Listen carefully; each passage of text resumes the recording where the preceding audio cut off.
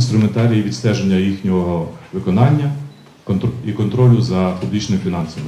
Нещодавно, буквально позавчора, у нас в програмі Ради відбулася надзвичайно важлива зустріч з Рахунковою палатою. Це ще один елемент контролю парламенту і суспільства за публічними фінансами. Децентралізація – це величезний імпульс для того, щоб самі громадяни вирішували і стежили за тим, як ці кошти використовуються. І, як не дивно, це так само є елементом парламентського контролю, і тому програма Ради має тут місце і значення. Ми раді, що долучилися до цього процесу. Сьогодні, насправді, це до певної міри і координаційний форум. Ми до нього йшли багато років спільно з командою. Нам дуже приємно працювати з усією командою Ігоря Гузя. Це надзвичайно мотивовані, освічені молоді люди, котрі спраглі знань і щоразу отримують ці знання і діляться цими знаннями. Ми чимало провели тренінгів для цієї команди, і вони вже сьогодні передають і організовують навчання, що сказав Борис. Буквально 2 тижні перед цим це був такий підготовчий етап, коли проведені були тренінги для Кущові, для новообраних депутатів об'єднаних громад. Справді, амбіція, щоб цей округ був показовий з точки зору об'єднання громад, ефективного процесу, ефективності врядування на місцевому, це величезний успіх. Перепрошую. Ми повинні зробити все, щоб громадяни знали, довіряли, вірили місцевому самоврядуванню, запитували цей рівень кваліфікації, цей рівень послуг, який надає місцеве самоврядування. І, очевидно, мали розуміння, що може, яке значення, яка роль парламенту і народного депутата України. Оце знання є критичним сьогодні. І тому я б хотів, щоб цей парламентський муніципальний діалог, парламентська муніципальна співпраця набувала не тільки форми обміну думками, обміну знаннями, надихання один одного, але так само перетворювалися певні реальні робочі формати співпраці. Результати і раді підтримувати цей форум, і раді підтримувати цей модельний округ Ігоря Гузя і прекрасну його команду. Дякую, пане Ігорю. Що ж, для нас також приємність запросити до слова пана Мертена Емберга, керівника Офісу Ради Європи в Україні. Прошу вам слово. Вітаю вас вперше в нас. Дуже вам дякую. І дякую всім за можливість виступати перед вами. І дякую, Ігоре, за запрошення також, звичайно. Для мене це дуже важливий захід, і я намагаюся пояснити чому.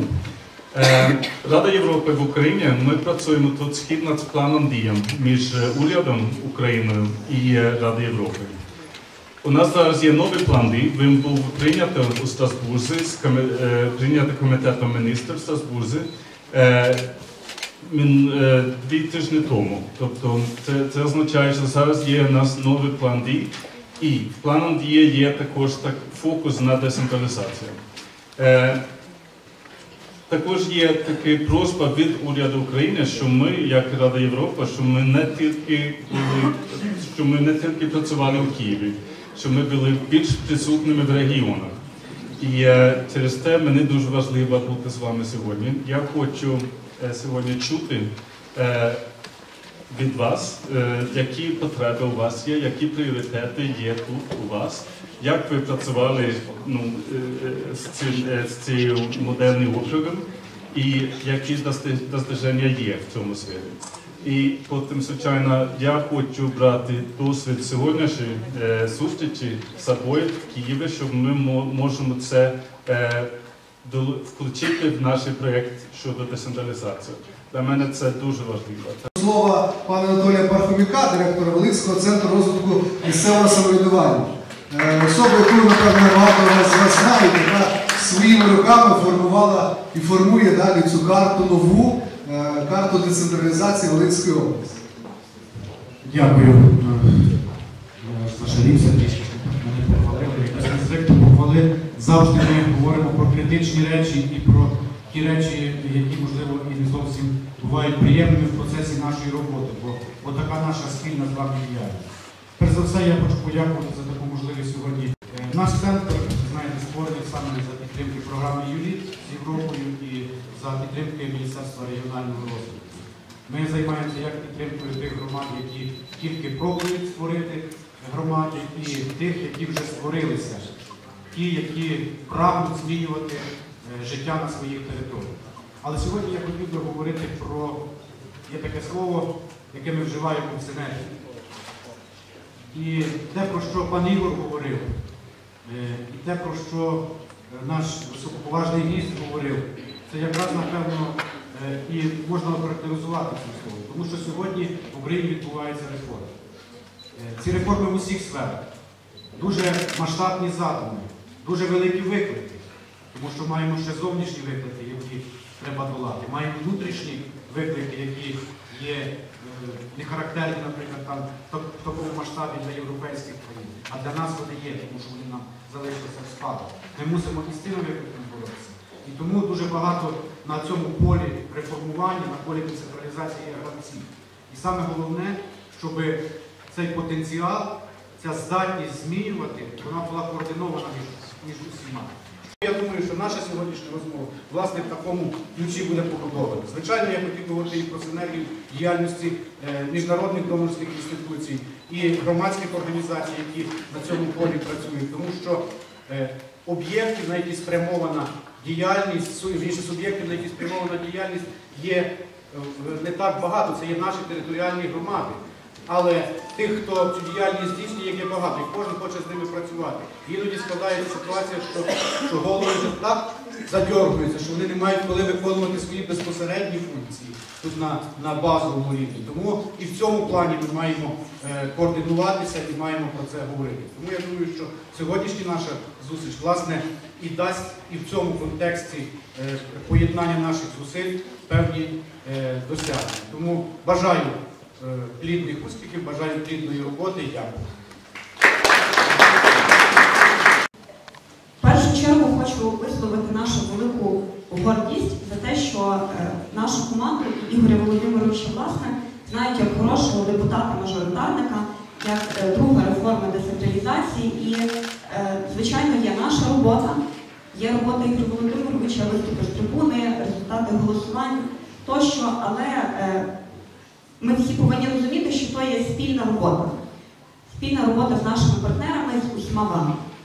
Тому, в першу чергу, хочу подякувати програмі USAID, програма Рада, за те, що ви даєте нам можливості налагоджувати цю співпрацю і фактично бути тим другом децентралізації. Тому що без вагань і без будь-якого лукавства ви зі мною погодитеся, що без проведення формів, проведення реформи децентралізації в нашому окрузі, вона була б не настільки успішна. І, відповідно, не було б вас таких, які ви є, і нас такими, якими ми є.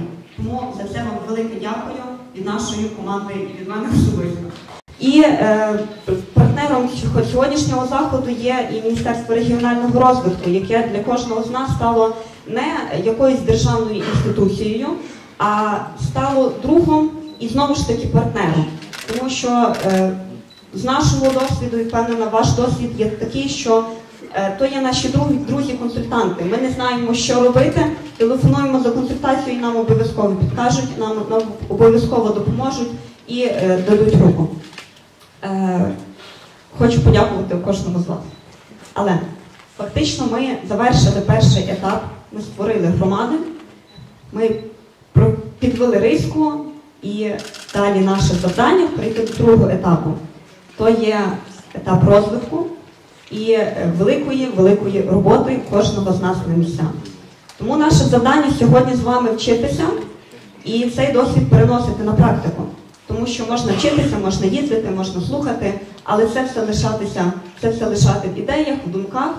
Тому закликаю вже сьогодні починати цей процес навчання і застосовування всього у своїй роботі. Заступника керівника апарату Верховної Ради України. Прошу, так, сюди. Пані Валентина Рудковська, заступниця керівника управління по зв'язках з місцевими органами влади і органами місцевого самоврядування апарату Верховної Ради України. Пан Анатолій Пархомюк, директор Волинського центру розвитку місцевого самоврядування. Пані Валентину Степрук, виконавчий директор Асоціації місцевого самоврядування Прибужжя, і пана Андрія Сапожника, голову Павлівської ОТГ. Модератор цієї першої нашої панельної дискусії буде пан Ігор Когут, директор програми «Інсайд-Рада». Дякую. Перепрошую, Костя, я тут вже наступив. Ось. Ще раз, більше я не буду говорити, я забрав занадто багато часу, тепер я буду робити все, щоб надолужити ці півгодини запозичені і у шановних спікерів, і у вас, надзвичайно шановної і важливої для нас аудиторії. Отже, давайте ми трішечки поговоримо про властиву, про формат співпраці на рівня муніципального і національного парламенту. Це одна річ.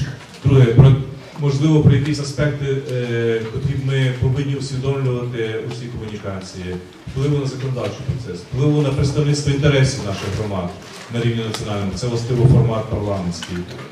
Донесення інформації про законодавство, законодавчий процес, про результати законотворчої діяльності парламенту і очікування, котрі мають наші громади і асоціації самоврядування від парламенту.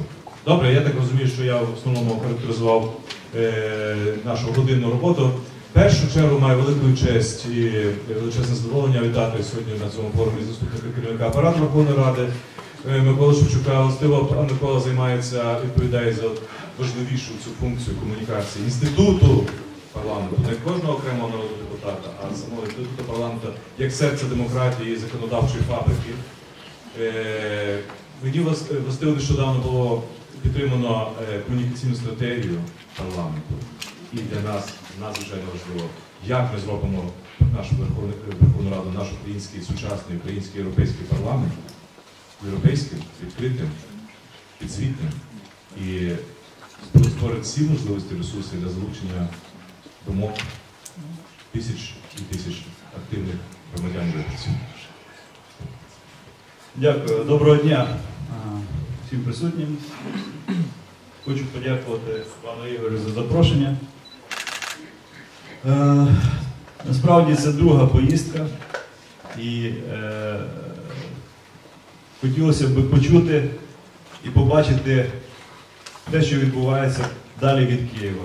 Тому що життя є не тільки в Києві, а є і у вас. І воно деколи не зовсім зрозуміле і не зовсім видно з Києва. Ми вже другий раз після затвердження комунікаційної стратегії виїжджаємо на місця і розуміємо, що такі речі потрібно робити і потрібно більше спілкуватися і приїжджати на місця і відчувати життя, яким воно є насправді. Тому що деколи, ще раз кажу, не зовсім видно. Насправді в кінці минулого року була затверджена комунікаційна стратегія Верховної Ради. Ви всі, напевно, знаєте, який є рівень довіри до Верховної Ради, він є дуже низький.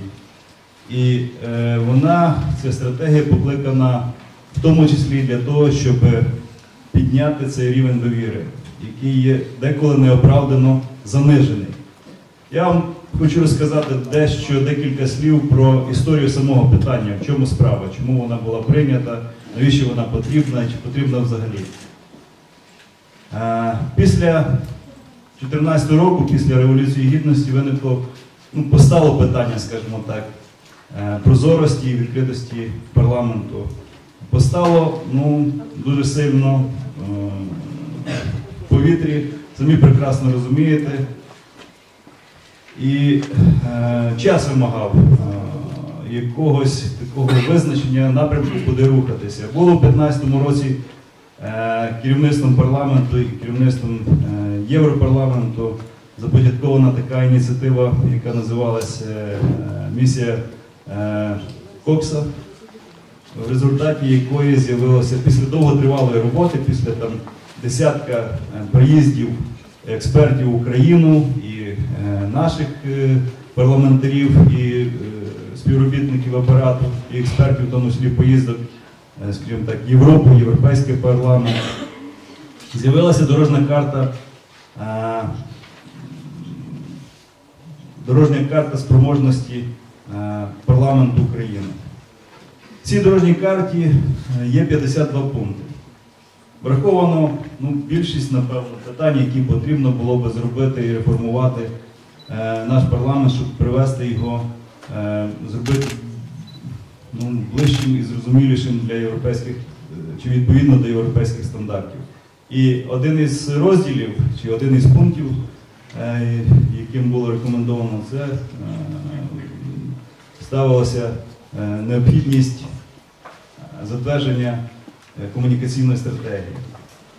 З приводу Фейсбуку і Твіттер, це ті речі, які ми, в принципі, за останні 2 роки з нуля, вони піднялися і зараз є досить серйозним джерелом інформації про діяльність Верховної Ради. Для прикладу скажу, порівняємо, у нас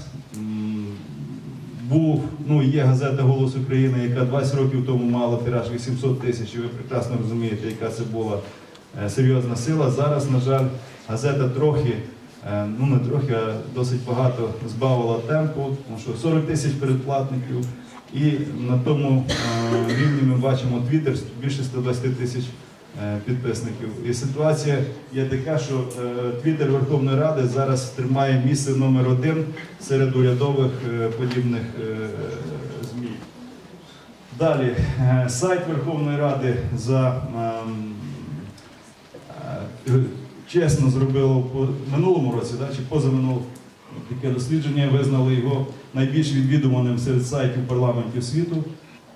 В планах це додана опція буде особистий кабінет громадянина, і законодавча база, яка є на сайті, вона має, кожен громадянин, особливо там юристи, досить серйозно користуються базою, яка є на порталі Верховної Ради. І здавалося б, що ми десь прогальмовуємо, і здавалося б, що десь затягуються якісь законотворчі моменти, але якщо побачити, що вже за цей, власне, за 3 роки з моменту, коли Верховна Рада почала займатися цими питаннями, відбулося, то ми бачимо, який грандіозний пласт законотворчості був піднятий і забезпечені громади новостворені законодавчою базою для своїх успішних дій. В першу чергу, звичайно, це були і закони про засади державної регіональної політики, і, власне, про добровільне об'єднання громад, і про співробітництво територіальних громад. Щиро тішуся, що саме Волинь дуже активно користується цим законодавством, де не тільки йдеться про об'єднання, а про можливість укладання якихось угод, договорів і спільного вирішення спільних проблем, власне. Потім були надані можливості для надання адміністративних послуг на місцях. Навіть такі питання, як забезпечення реєстрації новостворених об'єднаних територіальних громад, це теж проходило через затвердження законів. Повноваження у сфері архітектурно-будівельного законодавства і містобудівної діяльності були надані місцевим радам. Бюджетна політика і податкова політика держави була суттєво змінена щодо розвитку місцевого самоврядування.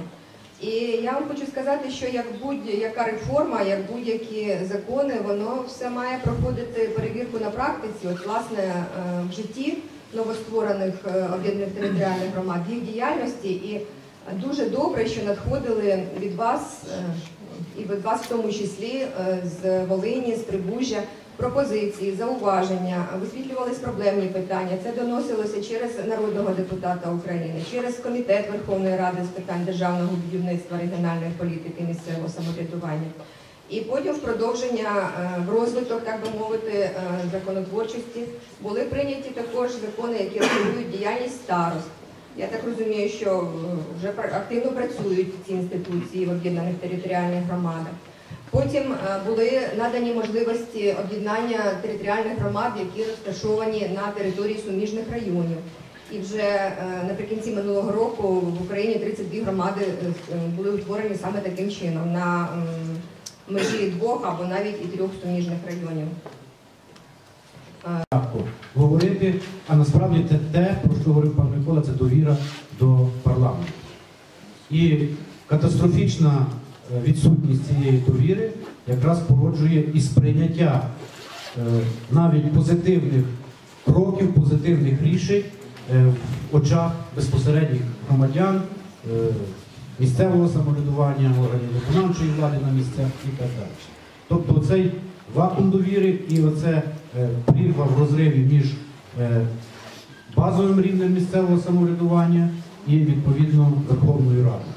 І напевно, що тут треба використовувати ті інструменти, які на сьогодні дають швидкий ефект. В першу чергу, дійсно, це комунікація. Я дуже задоволений, що така комунікаційна стратегія є на сьогодні, що вона розроблена і вона, напевно, принесе свої плоди. Я можу порівняти, бо я свого часу в 2002 році працював помічником депутата Верховної Ради і можу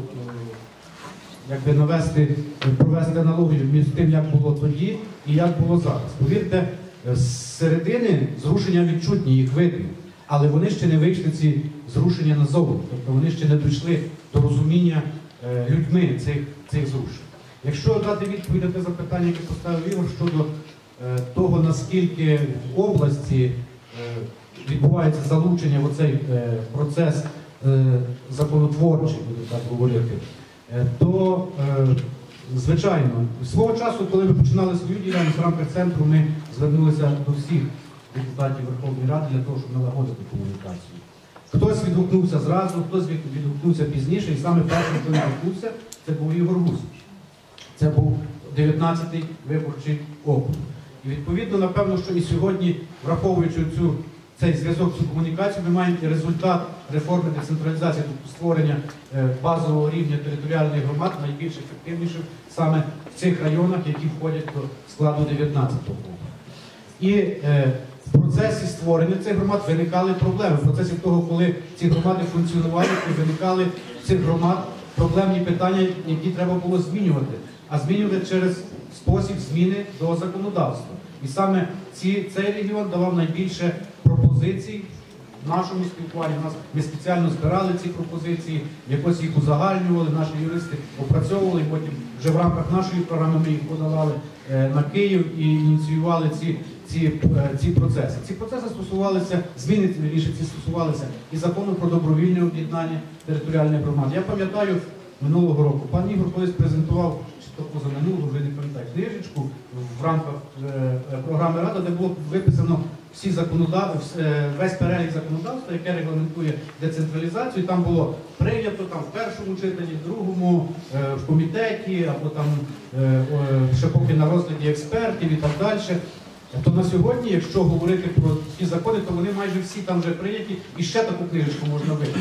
Це говорить про ефективність парламенту. Тобто, що не говорив, парламент працює. І я розумію, що були питання національної безпеки складніші, і їх не вдалося розглянути. Ми маємо перелік інших законів, які треба на сьогодні розглянути.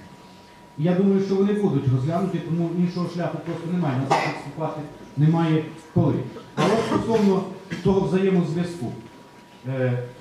Я з власного досвіду скажу так. Чи пробували ви зайти на сайт Верховної Ради і подивитися засідання комітету в онлайн? Я переважно дивлюся засідання комітету місцевого самоврядування. Можна це зробити. Але чи пробували ви напередодні зайти і побачити? Тому що незалежно від політичних поглядів, незалежно від приналежності до різних фракцій, які у нас є, там і депутатські у нас є фракції, ми ніколи не говоримо про політику. Взагалі не згадуємо на наших заходах, на наших бесідах, конференціях. Абсолютно ми являємося одною єдиною сім'єю. 19-й виборчий округ, органи місцевого самоврядування, які рухаємо вперед наш регіон Прибужжя і думаємо тільки за його розвиток. Я сьогодні народний депутат України, доброчинником, благодійником, партнером чи ким. Доброго дня всім.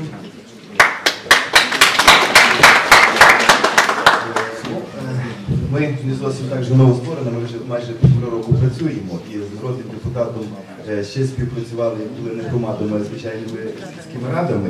От, що я хочу сказати одне, і що це говорять наші виборці, що наш народний депутат дійсно дієвий, і він не боїться своїх виборців, і не боїться, тобто не боїться до них йти. У нас відбувається як? Депутата бачать тільки перед виборами або бачать його помічників із подарунками. Вибори пройшли, депутата не видно і відповідно депутата міняється мобільний телефон. От, на відміну від тих депутатів, наш народний депутат їде до своїх виборців. От, буду брати приклад нашої громади, що навіть такі маленькі села, де по 150-200 жителів виборців, він за рік буває як мінімум 2 рази. В великих селах, де понад 1000 людей, буває таке, що він і по 10 разів буває. Це вже також і його помічники фактично туди їли. І коли були вибори в Верховну Раду, наш народний депутат на всіх зустрічах роздавав свої візитки. Я думаю, ну, що ти робиш? От, ти, напевно, що будеш робити так, як твої попередники, тебе оберуть і ти мобільний телефон поміняєш. Але він же працює не один рік в Верховній Раді і, відповідно, свій номер мобільного телефону не поміняв. Тобто, ми всі розуміємо, що депутата по таких питаннях, як поміняти лампочку на вуличному освітленні, чи десь треба замостити ямку, це недоречно турбувати, бо це ми і є, які ми повинні це зробити. А якщо є такі стратегічні важливі питання, то ми в будь-який момент можемо до нього зателефонувати. Якщо він зайнятий, він завжди напише смс-ку «Я вас наберу», і відповідно або він набирає, або його помічники. Прошу, ви казали про лампочку? Якщо такі маленькі, недоречні питання, тобто, якщо щось таке важливе, стратегічне, то ми завжди його набираємо і завжди з ним обговорюємо ті всі проблеми, які в нас існують. Також дуже ще одне хочу сказати, такий дієвий метод, як голови об'єднаної громади. От, на мою думку, що наші закони пишуть і приймають ті люди, вони якби то не зовсім закони приймають, а якісь наукові праці, там, чи захищають докторські дисертації. От, і в нас є практика, що ми ті закони, які стосуються місцевого самоврядування, обговорюємо з народним депутатом, так як ми є практики, ми бачимо, і ми кажемо свої рекомендації, що там треба зробити. Бо наші люди не розберуться, що прийнято, а починають говорити, та вони там погані, вони нічого про нас не думають. От будемо говорити, один такий був прийнятий закон про поховання. Ніхто ж не прочитав його, тільки сказали, що з 15 березня, якщо померла людина, без рішення суду її не поховають. Не можна буде похоронити. І люди ж, а що вони зробили, то ми будемо тижнями лежати, якщо помираємо, друге, третє, десяте. Тобто це говорить про це, що немає такої комунікації, це там Твіттер добре, Голос України теж добре, але повинні бути такі депутати, які не бояться своїх виборців, які йдуть до них і можуть з ними поспілкуватися на будь-які теми. От, мені здається, тоді буде дуже гарний рівень довіри Верховної Ради і буде все окей. От навіть говорити, наша ОТГ – це 11 сіл. І от щось робимо, на сайт пишемо, листівки робимо, і люди не розуміють, що ми робимо. От ми теж практикуємо, що от, там кожного року їдемо, звітуємося про свою роботу, чи там кожного місяця проводимо прийом виборців, і люди йдуть, людям цікаво, що робиться в сусідній громаді, людей цікавить, що робиться в Києві, і також як народний депутат звітується, ми завжди присутні з ним, бо і люди також хочуть поспілкуватися з органами місцевого самоврядування. Тобто, сама краща комунікація, мені здається, це не боятися своїх виборців, йти напряму до них і з ними спілкуватися. Новообраний голова Павлівської громади. Знаєте, коли пані Валентина говорила і коли пан Андрій говорив, я все згадував, зараз буквально десь вже починається звіт ще одного нашого модельного народного депутата України Павла Різаненка про гора. І знаєте, що вчора мені пишуть? От шкода, що ви до нас не приїхали, поїхали туди, на Волинь, а нам треба підтримка, тому що до нас прийдуть знов з пікетом наші опоненти, і будуть знов з вільонкою обливатися і таке подібне. Оце, розумієте, оцей рівень комунікації і впливу на людина приходить до громади, депутат обраний в мажоритарному окрузі, звітує, і є опозиційна політична група, яка всілякою чином не дає можливості навіть цього зробити. Сподіваюся, як і попередні роки були страхи, але все пройшло добре і прийде сьогодні, сподіваюся. Тому що справді якість комунікації цієї і звітування зросла. Позавчора я був в іншому районі його округу. Просто рівень запитань і рівень громади росте. Тому що якщо ще 2 роки назад це просто кожен від себе весело виступав, що я на такій-то з такої-то вулиці, то тепер я активіст, я представник громадської організації, я представник сільської громади, зовсім інша ідентичність. Інші ідентичності створюються сьогодні завдяки цьому процесу і цій комунікації з народним депутатом України. Але я їм завжди говорю, і Павлу, тут, оскільки слова були сказані про братерство, про сімейність, то, напевно, краще говорити про партнерство таке. Коли у поганій дорозі немає партійного кольору. Партійних прапорів в ямах в дорогах немає. Насправді, для того, щоб покращити життя громади, зробити дороги, створити робочі місця і все інше, насправді треба часом відкинути свою партійність. І час виборів, кожен дасть відповідь, кожен дасть звіт. Ну, але, в принципі, головне, що тут є, перше, тема комунікації прозвучала наскрізно в нашій панелі, я дуже вдячний всім. І я так розумію, що і був відповідь очікування. Ми не перебираємо час, але у нас просто, ми на півгодини пізніше розпочали ще 5 хвилин. Ти даєш скільки нам хвилин даєш? 5 хвилин. Ні, 7. 6. Дивіться, от, наприклад, це ж ваша водичка, правильно? Ваша водичка. Коли ми в офісі отримали список на каву паузу, ми отримали водичку, ну ми не знали, що це водичка. Я сказав, напевно, це настоянка. Це вам новий маркетологічний підказка. Робіть і туристи потягнуться. Дивіться, я ще хочу сказати, це наша водичка, це не настоянка, але зараз завод працює в цьому напрямку, щоб з пива робити нормальний самогон, де я вже думаю, потрібно буде проводити п'яту форму, ми вже привеземо павлівський настоянку. Я був недалекий від правди. Ну, це жарти, культура споживання міцних напоїв в Україні є, але щоб вона була культурою. І що насправді це був атрибут розвитку регіону, щоб це було ідентичності, такої певної територіальної ідентичності, щоб люди приїжджали і справді знали, що тут Павлівська, це і прекрасна мінеральна вода, ну і ще інше. Тому, дивіться, у нас Борис, залишилось 5 хвилин з цими обіцяних. Я все ж таки би хотів, щоб ви поділилися своїм враженням про цю панель. Може, коли будуть чи запитання, чи якісь репліки.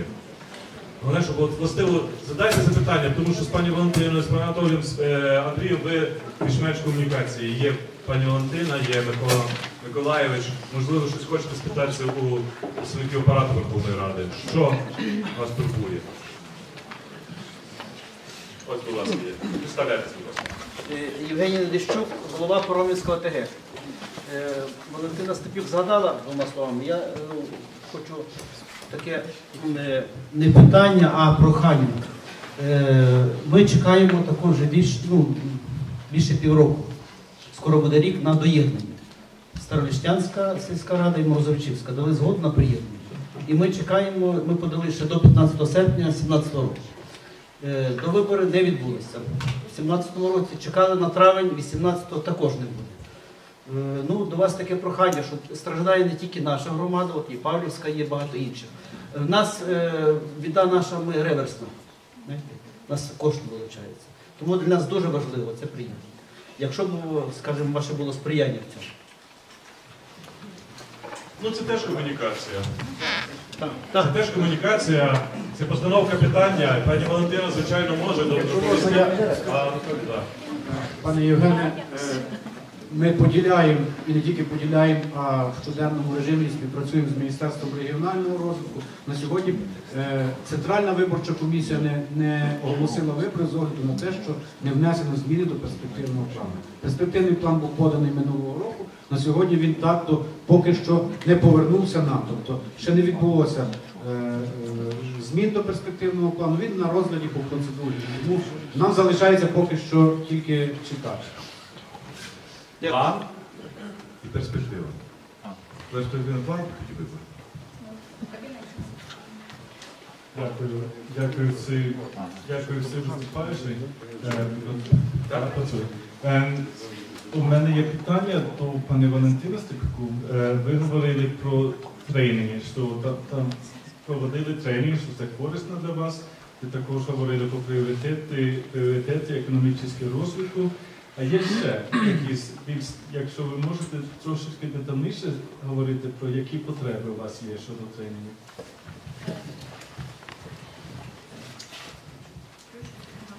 Дякую за запитання. Ну, ми говорили про те, що на сьогоднішній день в нас не вистачає в громадах ведення, наприклад, тої знову ж інформаційної політики. Тому що є у нас в кожної громади і сайти створені, є і в Фейсбуці сторінки. Проте ми ще не звикли до популяризації, до просування своєї громади. От ми тільки за інформаційну політику починаємо говорити. Тому такі тренінги з інформаційної політики були б нам дуже корисні. І, зрозуміло, тренінги якісь для депутатів, так, ще продовжувати теж, напевно, треба. Як їм працювати над цією стратегією розвитку, навіть над розвитком своєї особистості.